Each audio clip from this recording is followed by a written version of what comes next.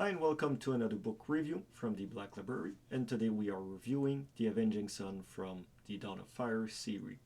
It's a 4-book series and it was written by Guy Haley. On the Black Library website, the summary goes as follows.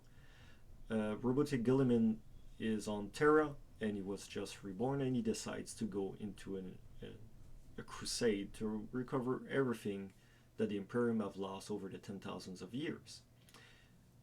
While this is happening, a ship mistress is actually fighting Chaos, and she figures out that Chaos is planning to stop the Indominus Crusade. So if she succeeds, the Indominus Crusade will be able to start and do his crusade and recover the south part of the galaxy. That's pretty much the summary. I actually added a few things, but anyways. So my summary goes as follows. Robotic Gilliman is recovering on Terra after his fight to reach it.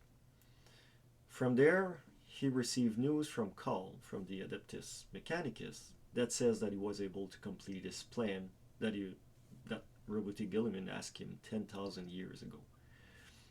From there, Robotic Gilliman will be able to start his Indominus Crusade with all the new resources that he got. And while this is going on, the inner politics from the Imperium of Man is starting to influence and cause problem with the crusade itself. And from there, one of the ship mistress will be sent with an inquisitor to solve this problem once and for all. And that's the end of my summary. It's not the best resume, but you'll see why I'm having a hard time to give you actually a good resume for this book. So I'll start with the good part. There's actually a few parts that are so-so, and this kind of explains why some people are giving it 1 star out of 5 or a 2 or 3 out of 10. And I do understand it's not worth so low, but I do understand why they're giving it such a low grading. So we'll start with the good part. The good part is this is actually a really good story for somebody that wants to get ready for Omen. Omen is the next part that Games Workshop just released. I think one of the codex or rulebook just got released. So this is a good introduction in between.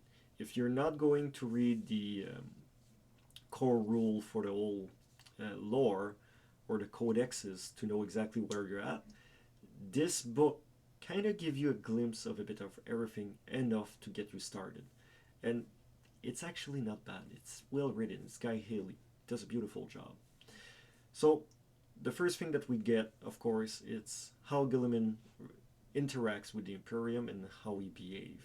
And we'll see that through the eyes of one of his security space marine. And from there, we get the introduction to the Primaris Marine. And what's interesting with this, it's not when they were created. It's exactly when they are shown to the Imperium. So this is where Call actually shows to the Primarch for the first time the Primary Space Marine and how the Imperium reacts to them. So that's another really interesting thing. The other thing is how Robotic Gilliman wants a more realistic Imperium. And from there, how he behaves and how he acts to make sure that the history is written as it should be written, not with gods and etc. Really a human side of it. So that's another really interesting part of it. And then parallel, we see how Chaos reacts and tries to prevent the Indominus Crusade to start, and how the inner politics, how glory can actually affect the greater, was going to say the greater good, but the greater scale of the Imperium, and how it actually always prevents them from moving forward. So all of this together is amazing. The problem comes from the fact that we have like 5 stories going on at the same time. We got the story of the Primarch and his security space marine from the White Council, and the introduction with the Primaris. They all stick together. We got Fabian, that's an administratum that got transferred into an historian. We got an adept that found out tarot cards giving her message, but she can't read, so she's going to go on an adventure to find out what it means. We got the ship mistress that is fighting on the front line, trying to back chaos, and how she's ready to do everything to win. And then lastly, we got an inquisitor that knows exactly what's happening in the background, and he's using allies that other soldiers wouldn't agree with the Imperium of Man wouldn't agree with. So yeah, he's surrounded by people that are not well being seen by the Imperium. So we got those 5 stories. In such, it's not that bad. The problem comes with the Fabian story and the Adept story. Because if you remove those 2 stories, it doesn't influence much of the whole thing. So you kind of realize maybe Guy Haley was not having enough words to move it to a novel. So he was kind of pushed from moving from a novella to a novel. So maybe you get more creative. Maybe that was just world building. The only problem, one of them is a passive character, and the other one is not such an exciting story. For me, I really enjoy both of them. The problem is, we don't see them enough to care enough or get a proper conclusion. So maybe in the second book it goes better, but in this one it's not really working. So those 2 characters kind of leave you with a dry mouth. You're just thinking, well, something's lacking. So I see why some people are giving it bad reviews. It's not that the story is not good, like some are saying. It's that it pulls you off. So reading 2, 3, 4 chapters, one about a Primarch, one about a Primarist, one about the ship mistress, one about the Inquisitor, and all of a sudden you got an adept just randomly reading papers or writing on paper. It pulls you off. So it's not completely bad. So the only thing I would say, I would give it a 7 out of 10, just because of that. Everything else is perfect. Guy Haley does always a good job. His way to describe the environment and how people feels are always really constant and well done. If they're fighting on a balcony and the other one's on the first floor, you know exactly where they are. If people are fighting and they need to move, he's going to tell you they move. But he will not give you every details, how he took a step to the left and to the right. So it's flowing really fast when you're reading an action piece from Guy Haley. So sometimes I like that, some other times I prefer more detail, but he's doing a good job. Here I will do a little spoiler. And if you're interested, you can keep watching. If not, this was my review. I hope you guys enjoyed this. I will do the Dark Imperium, the first book of the Dark Imperium series on the next review, because I want to make sure that I cover the first one of each. So if somebody is interested to get introduced to it, well, you got something, at least a good review to start you up. So here are the spoiler. You got 5 seconds to jump out of this video now. Done. So Fabian is part of the Administratum, and he's writing in secret everything that he sees and thinks.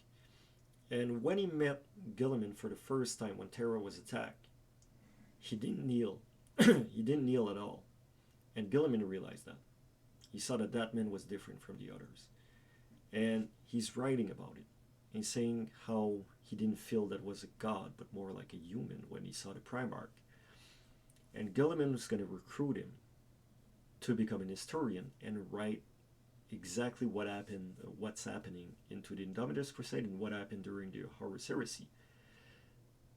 What I find interesting into that, when you reach pretty much the end of the book, maybe it's me doing a long shot here, it feels as if they're telling us, or Gaeli is telling us, that Fabian was the one that wrote the 52 books of the Horus Heresy. It's just the way he presents that and how he said, I want to write it as much true but as entertaining as possible, and through the eyes of other people that already written stuff. And Guilliman says that he knows most of the people from which Fabian is talking about and inspiring himself to write, because he says the lords don't have time to read really like statistics and stuff like that about the past, and they would prefer a story, right? Something more interesting to read.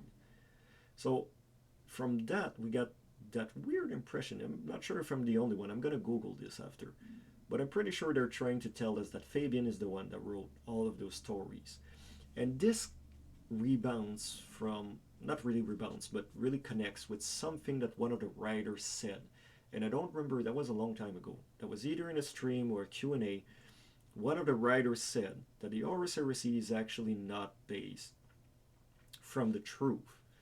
It's based from the perception of one person, and that person is part of the story. So we're not getting the full truth. It's true, but not completely. And that's why I believe that maybe Fabian is supposed to play that role. So it's a weird introduction. I'm not too sure where they're going with that. But yeah, small note. So yeah, on this, that was my little theory that I wanted to share with you guys. So on this, I hope you guys enjoy. Next one, like I said, will be the Dark Imperium, the first book at least, to give you a small introduction to what's coming up. If you're going for the audiobook, that was read by John Banks, if I remember, and he's a pretty decent narrator. His voiceover actually usually pretty good. Sometimes when he does Xenos in the past that I know, they sound kind of weird, but it's not that bad. It's still a 9 out of 10 when he's reading a book. He's a good guy. You know exactly where you're going with him. So on this, I hope you enjoy, and I'll see you around for the next book review.